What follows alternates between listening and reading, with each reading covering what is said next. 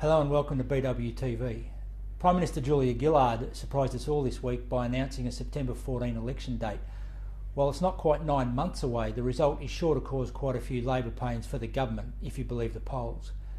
If you believe the bookies, our guest today will be the next federal member for Bendigo. Lisa Chesters, welcome. Thank you, and thank you for having me. Not a problem. What are the people of Bendigo telling you are the main issues in this campaign? Well, I've been out and about already, and since I got pre-selected back in August, and a lot of people on the ground, when you're at the front of their homes or talking to them in the community, they are talking about jobs, job security. It's one of the issues coming up. Another issue is cost of living. Not for everybody, but some are doing it tough. And it's not just electricity prices, it's rent, it's fuel. So I believe there's a need to do more to help those few out so that they don't get left behind. But as a community, we've got to start working together to come up with the jobs for the future and the plan. And that means working not just with the community, but with business, with council, to really start to get the Bendigo 2020 plan together. Okay. The election seems to be nationally will be fought on two major issues, immigration and carbon tax. I guess you could bring carbon tax into the cost of living. How is Labor's carbon tax policy going to affect Bendigonians? I don't believe it is. And the reason why is the compensation that's been made available to those families that I talked about that are doing it tough equals out any sort of cost of living pressures that they might have from the carbon tax. What has also happened with bringing in the price on carbon, because that's what we use on our side of politics, is it's actually created a lot of money that businesses can tap into to become more energy efficient. And we've seen a number of local businesses here in Bendigo apply to that to actually upgrade their equipment. And without those funds, they wouldn't have done so. One manufacturer, not in Bendigo but in Castlemaine, will save 86% of their electricity costs just by replacing a dryer. That's the kind of thing that the price on carbon's has enabled us to do. On immigration, it's not an issue. People aren't talking to me about a few refugees that are coming into this country. If they talk to me about immigration, it's more about jobs and job security. And that's a broader conversation where we need to engage business on how we can secure our local businesses and therefore secure our local jobs. Could that immigration concern work against you in that is the Labor's immigration policy too harsh? Oh, absolutely. In some of our community, they are very supportive of asylum seekers, and we have an amazing group here, the Korean community, that contribute a lot. So some people may be a bit concerned, and for the record, I'm with Julian Burnside on this one. I actually believe that if people get to this country, we should support them in any which way that we can. But when it comes to the broader community, it's a bit of a distraction to what people actually want to talk about, and that's how to build a stronger, bigger Bendigo. So basically you're saying that the current government's policy of mandatory detention is not what you support? What I support is that if people come to Australia, they should be processed on soil. That's what I believe as an individual, and if I was elected, then I'd be going to government, to the Labor caucus, and arguing for that position. If the polls and the bookies are to be believed, Labor will lose federally and you will win locally. If that happens, and if, as normally happens, Julia Gillard resigns as leader of the Labor Party, will you support Kevin Rudd? Well, who knows if Kevin Rudd will survive? It's all up there in the game of politics, and we'll see who puts their hand up post the election. I've got high hopes for the government. I believe that the Labor government will pull this back. Labor has a plan and it has an agenda, and is doing some amazing work in our community and for the Australian economy. It's just getting lost in what Lindsay Tanner calls the sideshow. So, and that's one of the things I love about Bendigo, is that when you're out there talking to people, people want to talk about the issues. They don't want to talk about the theatre of Canberra. So if more areas can engage, more candidates or MPs can engage in their communities, they'll find there's a lot of support for the initiatives that Labor's got going.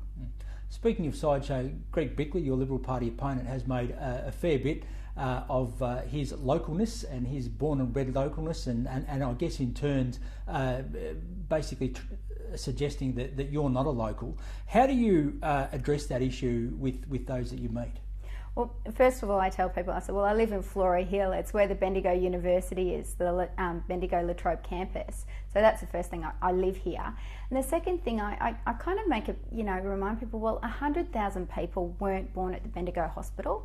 A lot of people chose to live here, and so did I. Like, I love Bendigo. I love the community. I love that you can walk around the street and people say good morning.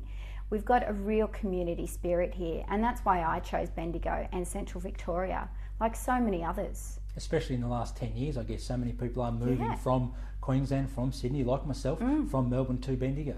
For the community, for jobs, which it is a big employer here, like Bendigo Health employs a lot of people.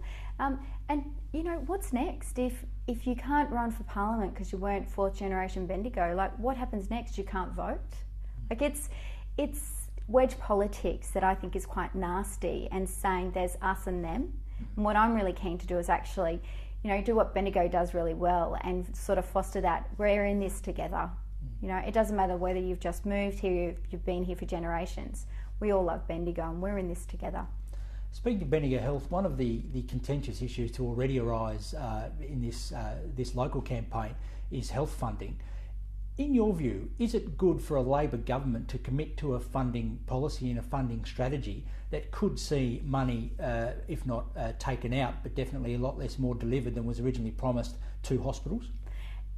It's a very complex issue, and I declare that up front. So there's a funding agreement between the health and state between the federal government and the state government, and that saw a reduction this year, but in previous years it's been an increase. What's compounding the issue though is the massive cuts by the state government and by the state Liberal government, and that's what's sort of getting lost in the theatre of this debate about health funding. What I've been really keen to do is, whenever I've had the opportunity, sort of talking to hospital board members or the CEO, is say, how does it affect our community? Tell me what the frontline service cost will be. And if they've been in a position to tell me that, then I've fed that back into Steve, our current federal member, or to the minister's advisors to say, this is what I'm being told will be the direct impact in Bendigo, because that's actually what the community wants to know. So, okay, so if there's been a reduction in funding, state or federal, how does it affect me? So I've been really keen to try and understand that story and speak up about that. So in your view, what are you doing to, make the politicians aware of the impacts of these cuts? Well, on Sunday, I was actually in Canberra. I met with the Prime Minister and I met with several advisors just to sort of raise the issue and just sort of tell a bit of Bendigo's story to them about how it's affecting them when I've got that information that's been passed on to me. I've also suggested that, like everything, every system should be reviewed, and said, well, perhaps we need to sit down and start looking at this. And, that's good government, is to sit down and review and to look at something. There's a funding agreement in place. We have a very hostile state government. Well, let's look at that. We need to keep reviewing and assessing and talking directly with the hospitals about what's the best mechanism to fund them. So you'd support a change of this policy at government level? I support talking to everyone involved in the health sector about how best to fund health, and not just hospitals, but also primary health care. There's a great opportunity with Medicare locals. How do Medicare locals fit into this? I've recently had a briefing from our local Medicare local, and they've got a great future ahead, but they're in their infancy. So it's across the board, we need to keep reviewing health policy and about how to best deliver health services. Speaking of funding, both parties have, over the last election and now this one, haven't really delivered on any promises, haven't made any promises actually when it comes to Bendigo. And I guess from a hearsay point of view as well, that doesn't seem likely to change much, and both parties, I guess, aren't keen with a 9.5 margin to throw a lot of resources into Bendigo, both at a campaign level and at a promise level. How do you intend to win Bendigo with this background?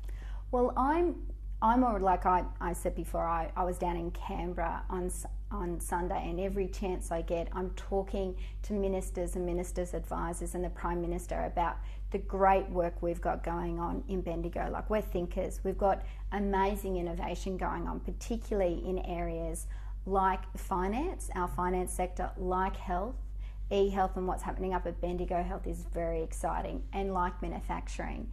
And I believe that if I can get more to come and see the great work we're doing, then we've got a chance to showcase our excellence, and from that see programs and funding. I'm also keen not to get into a bidding war, that government should not be about pork barrelling. It should actually be about awarding contracts and supporting programs that are best for the community. So I'm keen to work with local government and with our local community about what we need and start the conversation now. So it's not just an election promise, it's actually a commitment. You know, we've still got 9 months of this government to go. Like, what can we get in that 9 months? Look at Tallis. It's been a long-term campaign of the current Labor MP, Steve Gibbons, to see that manufacturing defence contracts stay here. That's one legacy I'm keen to continue. So, just in summary, Lisa, what have you told the party that the priorities are for Bendigo? Well, I've said it's early days for me because I've got to get out and properly consult the community, and that's why it's so good to have 9 months. But I've said that, you know, Bendigo is keen to have a honest conversation about supporting manufacturing and about contracts here with Bendigo businesses, like seeing the Hawkeye prototype, you know, commitment to that. Working with our local manufacturers about purchasing goods and services. I've said to them that we need to keep talking about the Calder. It's a great highway. We need to work with the state government because there is an issue about priorities and about priority lists. The regional rail link, great, is going to really deliver great service in Bendigo, but again, we've got to get V-Line to put enough carriages on. Yeah. So there's a lot of, it's a bit of, you know, still watch this space because I still want to make sure that I'm properly representing Bendigo in this one. So it's still a bit more work to do, consulting with key people and key community groups and council. But 3 areas that I'm really sort of already flagging is around university and around higher education and around education in general, is around manufacturing, like with our Tallis and our defence manufacturing contracts, and is around infrastructure and major infrastructure projects. Lisa, thank you. Great, thank you.